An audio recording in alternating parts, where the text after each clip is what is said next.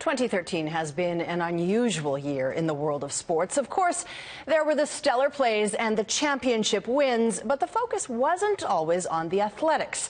There were startling personal revelations, stories of perseverance, and unlikely triumph.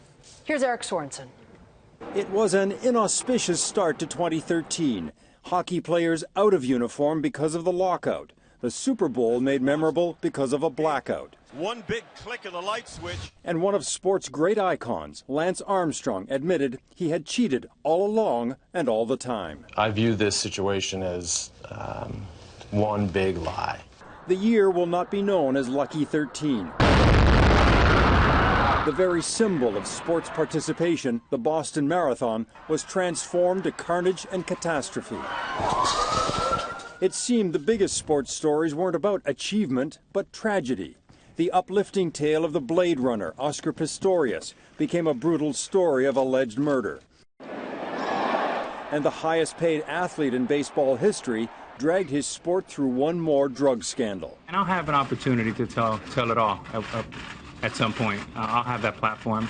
And then there was this. Mouthpiece goes flying. After years of downplaying athletes getting their bell rung, the alarm bell was finally sounded. I don't know how you take this out of the game of football. A disturbing increase in brain disease, a $700 million settlement from the NFL to former players. And never again can those bone-jarring hits in all sports be viewed with a carefree thrill. But every year, sports also lifts spirits. Regina, the smallest city in the Canadian Football League, both hosted and won the Grey Cup. And in the bitter November cold, it was just such a Canadian celebration. Sensational! It's marvelous! It's unbelievable! It's awesome! For the first time in 30 years, the Stanley Cup final pitted original 6 teams. But it was also the 20th year since a Canadian franchise won the Cup.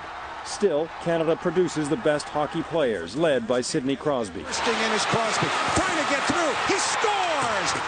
Canadians are also having an impact in new areas. Milos Raonic is on the verge of the top tier in men's tennis. And Eugenie Bouchard shows remarkable promise in women's tennis. Graham Dillette is the first Canadian golfer since Mike Weir to be a worldwide contender. And Canada could soon make it back to the Olympics in basketball, with the 2013 emergence of collegian Andrew Wiggins and the NBA's #1 draft pick, Anthony Bennett. Wade finds James! There's no debating the biggest name in basketball. LeBron is so good, even those who once resented his style cannot dispute his unofficial title, King James. Women's tennis can also crown a player for the ages. Serena Williams reclaimed the #1 ranking in the world this year. And Andy Murray finally reclaimed Wimbledon for Britain after 77 years.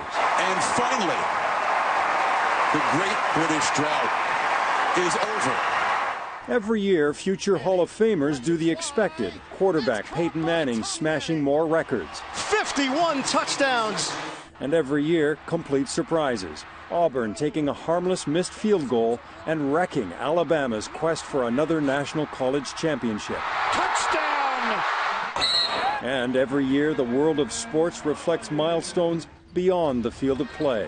A landmark day in sports and to some extent in our society. Shining daylight on sports prejudices, Jason Collins was the first active NBA player to declare he's gay, while the need to curb bullying got a fresh airing in the Miami Dolphins dressing room. I've taken stuff too far.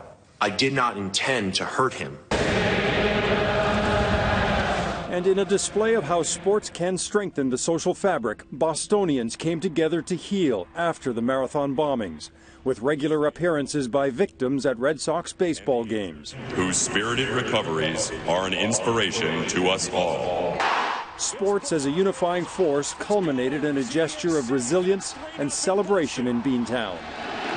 It hasn't happened at Fenway Park for 95 years.